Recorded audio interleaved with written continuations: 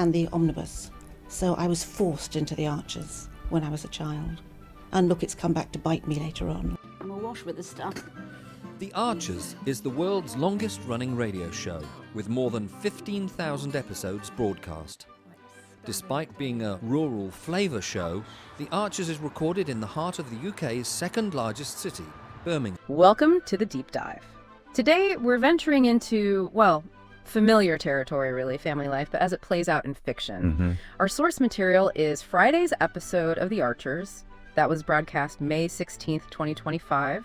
We've got the key audio moments ready. Okay. And our mission, basically, is to get beneath the surface of what happens right after a family matriarch dies and her estate gets divided. Right, the immediate aftermath. Exactly. Think financial letdowns, those kinds of simmering tensions only family can really perfect, and some pretty personal struggles coming out. Yeah, it's often a pressure cooker moment, isn't it? It is. And what's fascinating, even though it's fiction, is how these conversations, well, they really shine a light on real family complexities. You know, the weight of inheritance, expectations, grief.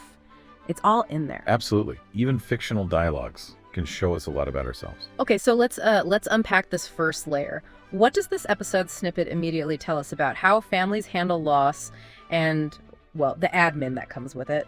Well, the first thing that leaps out is how money, or the distribution of it, acts as this powerful catalyst almost immediately. You see it straight away with Tom and his sibling. Yeah, the will. It isn't just about the cash, is it? It's like it instantly exposes these pre-existing fault lines in their relationship. Old resentments just bubble up. It seems like the inheritance triggers it rather than creates it from scratch. Precisely. And that smaller than expected handout. It's not just, oh, less money. It's clearly stirring up history. The sibling doesn't mince words, does she?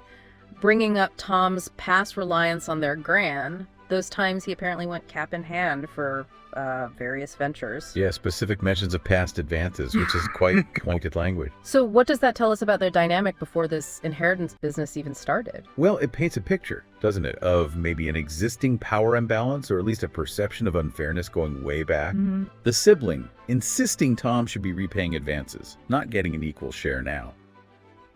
That really highlights a deep disagreement about what's fair in their family. It's not just about this will reading. It's like they're seeing today's money through the lens of yesterday's debts, or perceived debts. Exactly. That history is casting a long shadow. Right. And then the sibling brings up Tom's wife, Natasha, and her plans for the garden. Specifically, the playhouse Lee built. Yeah, that felt like a bit of a jab. It almost feels like they're trying to make Natasha's wishes seem trivial, you know? Comparing them to the big financial help Tom supposedly got before. Like saying, you got so much, why are you worrying about a playhouse? It could be a deflection tactic, couldn't it? A way to maybe shift focus from their own disappointment, perhaps. Or even justify their resentment towards Tom. And by pulling Natasha into it, they widen the conflict zone, make it more personal, maybe hitting Tom where he feels more vulnerable. And Tom picks up on that, asking his sibling to deal with him directly, not take it out on Natasha. He sees what's happening. Yes, he recognizes the tactic and tries to sort of contain it, keep it between them. But despite all the accusations, the sibling does eventually admit they're disappointed too.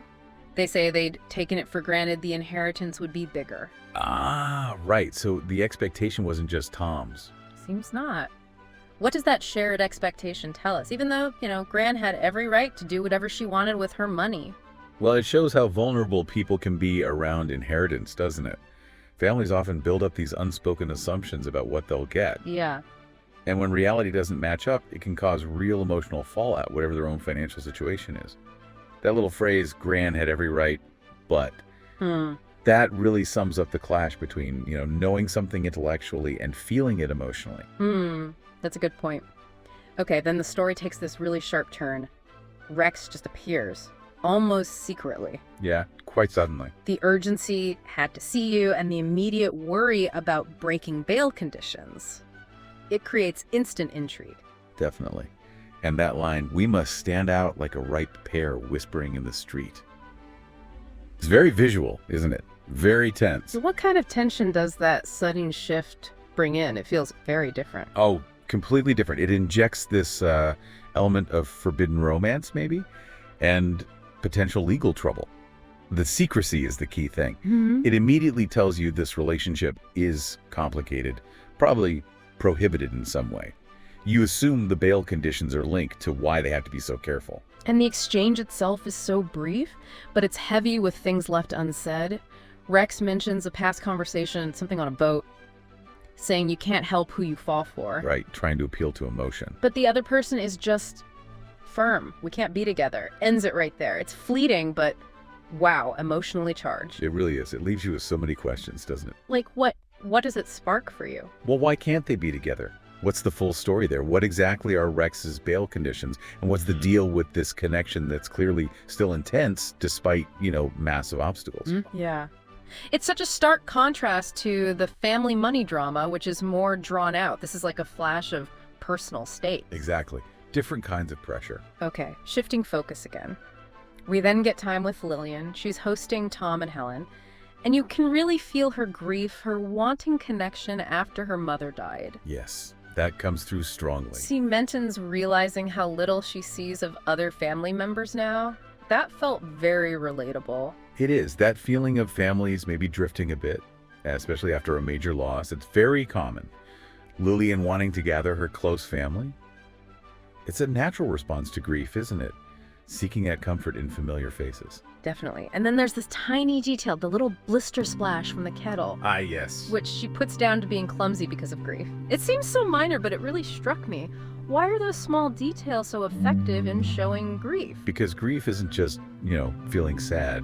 It affects everything. Your focus, your coordination. Yeah. It makes you distracted. So these small physical things, the clumsiness, the forgetfulness, they make the experience of grief feel more real, more tangible. It's not just an abstract emotion, it has physical consequences. It makes it relatable. And then we get those really poignant moments with the shopping lists. Her mother's handwritten lists. Oh, those are powerful. 2 pairs of 40 Denia tan tights, conference pairs, and especially cat lollipops for Hilda, that last one. Yeah. Wow. It seems so specific, and it really gets to Lillian. Those everyday items become these incredible anchors to memory. Yeah. They're real fragments of her mother's daily life, her habits, her little affections. The cat lollipops are such a perfect example.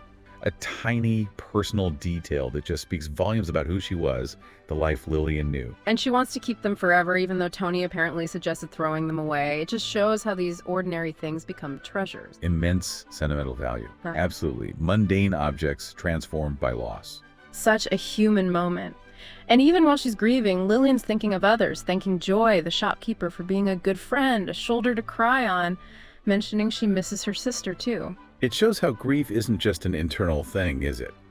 It's interconnected. Her own sadness is tangled up with her relationships, her need for support, her missing her sister. We don't grieve in a vacuum. No, you don't. Which then leads, quite unexpectedly, to this announcement about a big family holiday paid for by their mother. Yeah, quite the gesture. A stately home in France or a lagoon in Iceland sounds amazing, but there's a catch. Everyone has to go. Oh, the condition. What kind of problems does that immediately throw up for a farming family like theirs? Well, huge logistical ones, as Tom points out straight away. Farming life. Yeah. It doesn't just stop. Getting everyone away at the same time is a massive ask. But she thought of that. Well, yes. The detail about the special pot of money to pay for farming cover is quite something. It shows her mother really understood their lives, their constraints, and was determined to make it possible. Really thought it through. It's incredibly generous. But, like we were saying about expectations, a condition like that, even with the cover money, could still cause friction if someone genuinely struggles to get away, couldn't it? Oh, absolutely. It adds another layer of potential obligation and maybe resentment if it proves difficult. And then Lillian switches gears to the serious family business, the inheritance itself. Not to the money. She acknowledges Tom and Helen won't be feeling disappointed. She mentions talking to their dad, trying to head off conflict. Her whole focus seems to be on unity. Everyone is in the same boat. It's a noble aim. But how realistic is that, really, getting everyone on the same page about inheritance? Well, is what you'd hope for, isn't it? But the reality, as we've already seen with Tom and his sibling, is often complicated by different needs, different histories, different expectations. Yeah. So while trying to have an open chat is good, the idea that everyone will just feel okay with it or that old issues will just vanish, well, it might be a bit optimistic. And Tom's immediate skepticism proves that point, doesn't it? He suggests maybe someone did get a bigger slice and is just keeping quiet about it. Exactly. That seed of doubt is planted instantly, despite Lillian and their father's efforts. What does that suspicion tell us about families and money? It just underscores how fragile trust can be when finances are involved, even if you try to be transparent. If there's underlying anxiety or a feeling of past unfairness, suspicion can easily creep in and, well, damage things. And Tom's worry about where the money did go if Gran was as wealthy as they thought. Maybe she was cheated. That adds a whole other dimension. It really does. It shifts it from just being about the will itself to potentially questioning how her affairs were managed before she died. What could happen if they start digging into that? Oh, that could open up a huge can of worms. Huh. Potential conflict, investigation, maybe uncovering things people don't want known, or maybe just feeding more suspicion and bitterness within the family. It could completely derail Lillian's hope for unity, create even deeper splits. Right. Okay, and then finally we get that phone call. Rochelle calling Lillian. Yes, she sounds quite agitated. Unsettled, yeah. And then we find out why.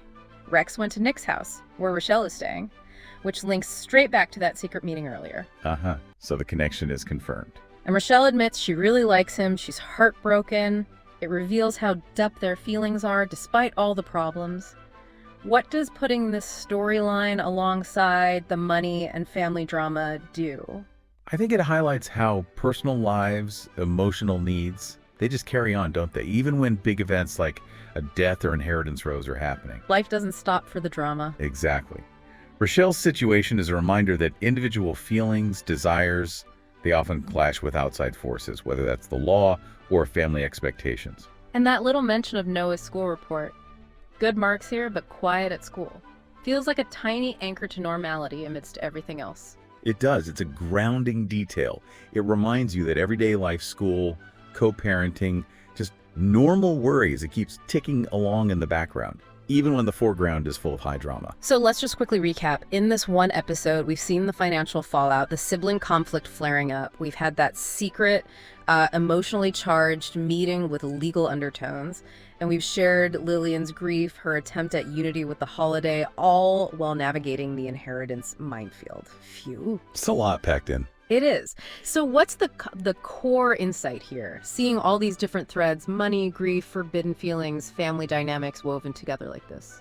What's really striking is how it works as this microcosm of how families deal with loss. It shows so powerfully how money stuff can become intensely personal. Right. Not just about the pounds and pence, but what it symbolizes about relationships, about history. And we also see grief isn't just one thing. It's complex. It pops up in unexpected ways. And yeah, personal feelings crash against external constraints all the time. The aha moment for me is seeing how the money, the inheritance, acts like this. This lens, it doesn't necessarily create the cracks in the family, but boy, does it reveal them and maybe make them deeper. It exposes those fault lines. Exactly. And also, grief isn't just one big cloud of sadness. It's made up of these tiny specific things, shopping lists, clumsy moments, missing someone. So what's the main takeaway for you listening to all this? Well, if you connect it back to your own life, maybe think about expectations, financial ones, emotional ones. How do they shape the dynamics in your own relationships? Are there unspoken assumptions floating around? This episode kind of nudges you to think about how seemingly small details, a throwaway comment, a specific memory, a garden plan, can actually carry huge emotional weight that can reveal deeper truths about us and the people we're close to. Yeah, it's a concentrated dose of how families wrestle with legacies, both the tangible money kind and the intangible emotional kind. It reminds you that even in, a fictional village soap opera, the deep currents of expectation, loss, human connection, they feel very real. Which leads to maybe a final thought for you, the listener, to mull over. Think about those unspoken expectations, financial or emotional, in your own key relationships. What might happen if they were suddenly brought out into the open or challenged unexpectedly?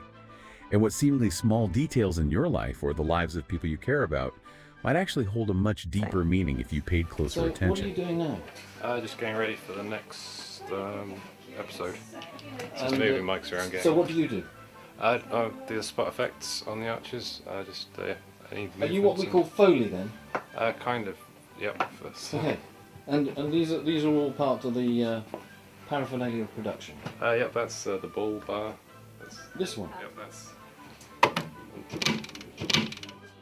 Haley so wanted to be in their own place when their baby came. It's due in 2 months. Not much chance of that now. No. I mean, it would have been a stretch for them financially, mind, but I just wish there was something practical I could do to help them, Caroline. I think The Archers has had this immense popularity over the years, basically because it has always very accurately reflected the reality of life and living in a rural community at whatever